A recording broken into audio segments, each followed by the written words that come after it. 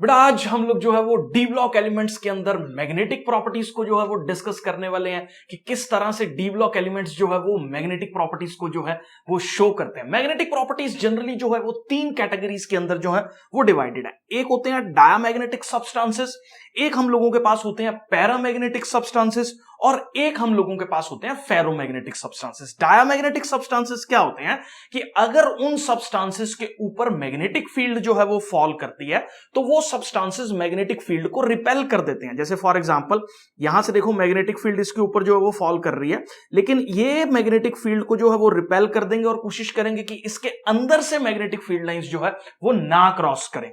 इसी तरह के एक और सब्सटेंसेस हम लोगों के पास रहते हैं जिसको हम लोग बोलते हैं क्या, पैरामैग्नेटिक सब्सटेंसेस। उन सब्सटेंसेस की क्या कैरेक्टरिस्टिक्स हैं, जब भी इन सब्सटेंसेस को हम लोग जो है वो एक्सटर्नल मैग्नेटिक फील्ड के अंदर रखते हैं तो बहुत सारी मैग्नेटिक फील्ड लाइंस जो है वो इन सब्सटेंसेस के साथ अलाइन करके जो है वो इसके अंदर से हम लोगों के पास जो है वो क्रॉस करती हैं। इस तरह के सब्सटेंसेस को हम लोग जो है वो पैरामैग्नेटिक सब्सटेंसेस जो है वो बोल देते हैं। ये हम लोगों के पास जो है वो डायामैग्नेटिक सब्सटेंसेस जो है वो होगी।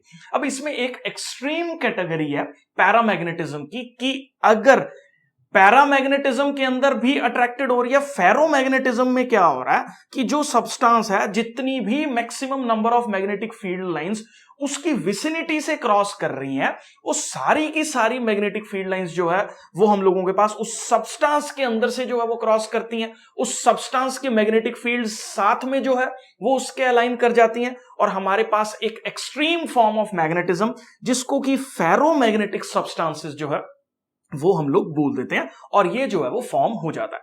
तो when a magnetic field is applied to a substance, two major types जो है वो यहां पे शो हो रही हैं, लेकिन ये फेरोमैग्नेटिज्म पैरामैग्नेटिज्म की एक एक्सट्रीम फॉर्म है जिसके अंदर जो है सारी की सारी mostly number of magnetic field lines जो है उस पर्टिकुलर सब्सटेंस के अंदर से जो है वो निकल रही हैं। आई होप यहां तक जो है वो बेटा जी क्लियर है। अब इनके रीजंस जो है वो हम लोग नेक्स्ट स्लाइड पे जो है वो देखने वाले हैं। तो फेरोमैग्नेटिज्म जो है वो मैंने अभी बात की कि एक एक्सट्रीम फॉर्म ऑफ पैरामैग्नेटिज्म है। ये प्रॉपर्टी क्यों होती है जो पैरामैग्नेटिज्म है, मतलब मैग्नेटिक फील्ड लाइंस जो एक्सटर्नल फील्ड की हैं और जो सब्सटेंस की मैग्नेटिक फील्ड लाइंस हैं वो क्यों अलाइन कर जाती हैं। देखो किसी भी एटम की अगर बात की जाए तो उसके अंदर हम लोगों के पास क्या है, इलेक्ट्रॉन्स जो है वो रिवॉल्व कर रहे हैं। अगर इलेक्ट्रॉन्स रिवॉल्व कर रहे हैं तो मैं बोल सकता हूं कि जिस डायरेक्शन में इलेक्ट्रॉन्स रिवॉल्व कर रहे हैं, मान लो क्लॉकवाइज डायरेक्शन में इलेक्ट्रॉन्स जो है वो रिवॉल्व कर रहे हैं, उसकी एंटी क्लॉकवाइज डायरेक्शन में जो है वो हम लोगों के पास करंट फ्लो करेगा, क्योंकि जिस डायरेक्शन में चार्ज फ्लो कर रहा है कॉन्सेप्ट क्या बोलता है, करंट जो है वो चार्ज अपॉन टाइम है। अगर करंट फ्लो कर रहा है उसकी ऑपोजिट डायरेक्शन में, जिस डायरेक्शन में इलेक्ट्रॉन्स फ्लो कर रहा है, तो सबने पढ़ रखा है इस चीज को कि करंट के फ्लो करने से हम लोगों के पास मैग्नेटिज्म जो है वो जनरेट होता है। अगर करंट के फ्लो करने से मैग्नेटिज्म जनरेट हो रहा है तो इसका मतलब सब्सटेंस के अंदर जो है वो थोड़ा सा मैग्नेटिज्म जनरेट हो रहा है due to the flow of electrons.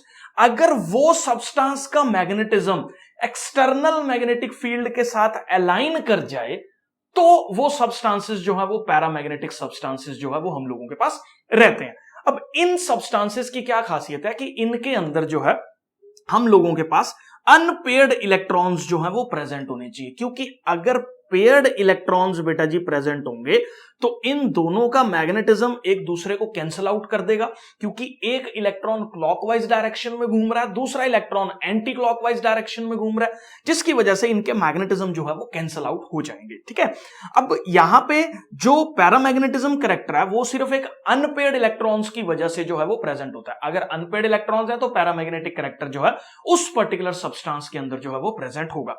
अब एक और कैटेगरी के सब्सटेंसेस जो है वो हम लोगों के पास रहते हैं जिनको बोलते हैं डायामैग्नेटिक सब्सटेंसेस। तो डायामैग्नेटिक सब्सटेंसेस कौन से होते हैं, ऐसे सब्सटेंसेस जिसके अंदर कोई भी अनपेयर्ड इलेक्ट्रॉन जो है वो नहीं प्रेजेंट है, उसको हम लोग जो है वो डायामैग्नेटिक सब्सटेंसेस बोल देते हैं। अब एक सोचने वाली बात है, अगर अनपेयर्ड इलेक्ट्रॉन नहीं प्रेजेंट है तो डायामैग्नेटिक है, ठीक है। अगर अनपेयर्ड इलेक्ट्रॉन्स प्रेजेंट है तो उसके नंबर पे भी जो पैरामैग्नेटिक कैरेक्टर है वो डिपेंड कर रहा है। हो सकता है अनपेयर्ड इलेक्ट्रॉन एक ही प्रेजेंट हो, तो इसका मतलब उस एक इलेक्ट्रॉन की वजह से जो मैग्नेटिक फील्ड है वो एक्सटर्नल फील्ड के साथ अलाइन कर रही है।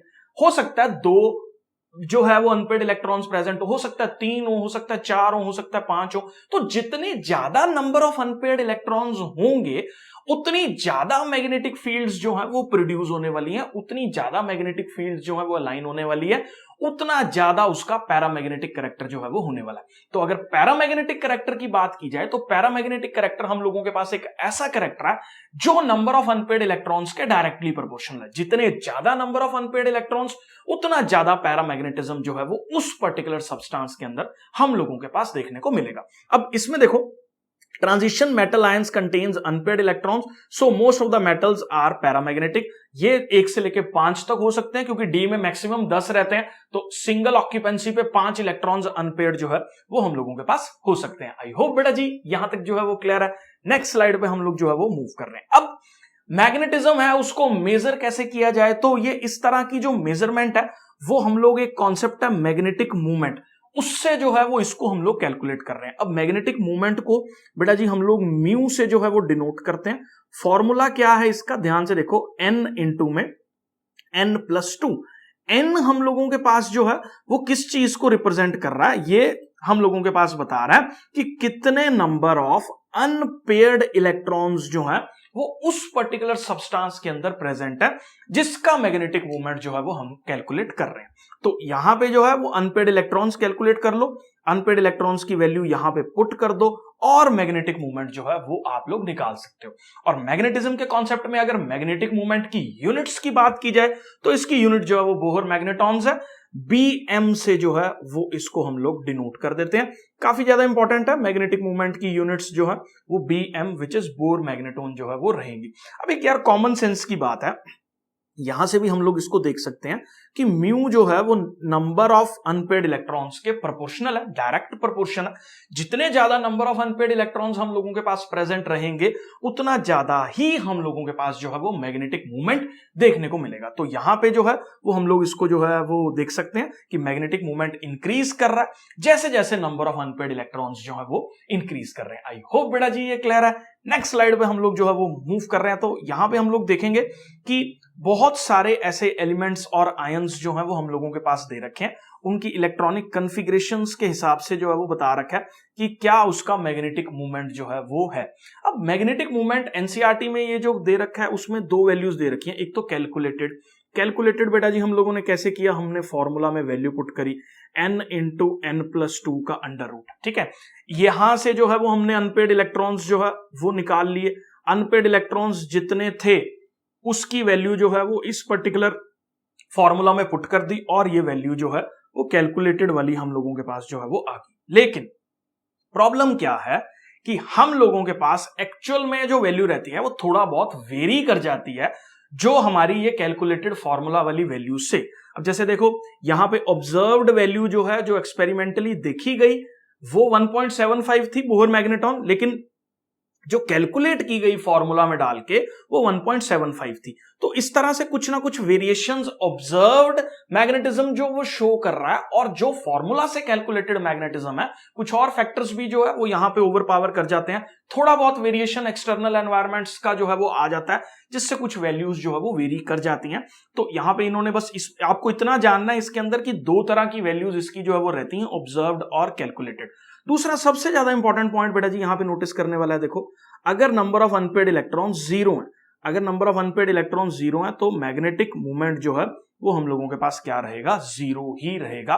क्यों? क्योंकि n की वैल्यू 0 होगी जब यहां पुट होगी। ठीक है, अब 3d 0 में तो समझ में आ गया कि नंबर ऑफ अनपेड इलेक्ट्रॉन्स 0 है क्योंकि है ही नहीं नंबर ऑफ अनपेड इलेक्ट्रॉन्स उसके अंदर। अब 3d 10 की अगर बात की जाए तो d के अंदर जो है 5 की ऑक्यूपेंसी है, 5 ऑर्बिटल्स प्रेजेंट है, सब ने जो है वो पेयरिंग कर रखी है पांचों के पांचों ने, इसीलिए कोई भी अनपेयर्ड इलेक्ट्रॉन जो है वो नहीं प्रेजेंट है जिसकी वजह से उसका मैग्नेटिक मूवमेंट जो है वो हमारे पास 0 हो गया।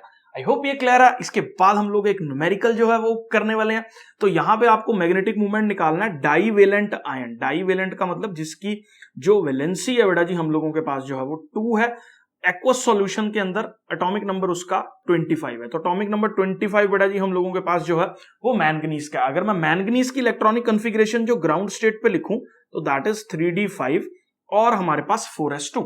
अब क्योंकि ये आयन जो था वो डाईवेलेंट था, तो डाईवेलेंट आयन था तो हम लोग क्या कर लेंगे, Mn2 पॉजिटिव कर देंगे जिससे ये 3d5 और 4s0 जो है वो हो जाएगा। अब ये देखा जाए कि इसके अंदर कितने अनपेड इलेक्ट्रॉन्स प्रेजेंट है, तो इस केस में इसके अंदर जो है वो 5 अनपेड इलेक्ट्रॉन्स प्रेजेंट है। फॉर्मूला के अंदर वैल्यू जो है वो पुट की जाए फॉर्मूला क्या है, n into n plus two. यहां पे जो है वो वैल्यू पुट कर दो, कितनी आएगी 5 इंटू, यहां पे जो है वो क्या रहेगा 5 प्लस 2 वैल्यू रहेगी। इसको सॉल्व करोगे तो 5.92 जो है वो आ जाएगा। साथ में इसकी यूनिट लगा देंगे जो कि हम लोगों के पास क्या है, बोहर्स मैग्नेटॉन। आई होप बेटा जी ये क्लियर है। बाकी कॉन्सेप्ट जो है वो नेक्स्ट लेक्चर में करने वाले हैं। वीडियो अच्छा लगा तो चैनल को सब्सक्राइब कर दीजिए और लाइक और शेयर करना बिल्कुल मत भूलिएगा।